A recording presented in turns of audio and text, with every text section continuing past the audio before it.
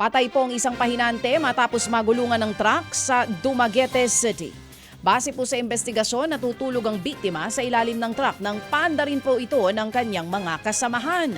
Hindi raw alam ng driver noon na may tao sa ilalim ng truck nang paanda rin ito. Sumuko naman sa mga otoridad ang driver ng truck.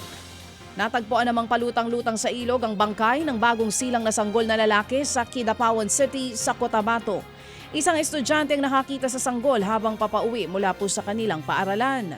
Bibigyan ng disenteng libing ang bangkay ng sanggol. Patuloy namang iniimbestigahan ang pagkamatay ng kawawang musmus. Pinasok naman po ng dalawang kawatan ang tanggapan ng DPWH 3rd District Engineering Office dyan po yan sa Ligaw City sa Albay.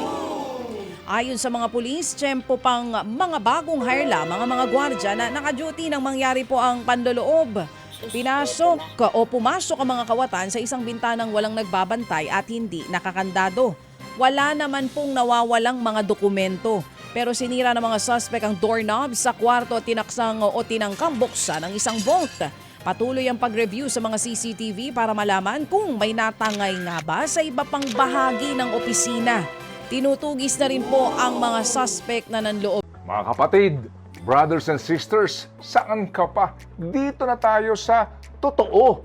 Dito na tayo sa True FM. Mga kapatid, mag-subscribe and follow po kayo sa social media accounts ng True Network PH. Yan po kami, hanapin nyo lang True Network PH, Facebook, Instagram, YouTube, TikTok, and podcast.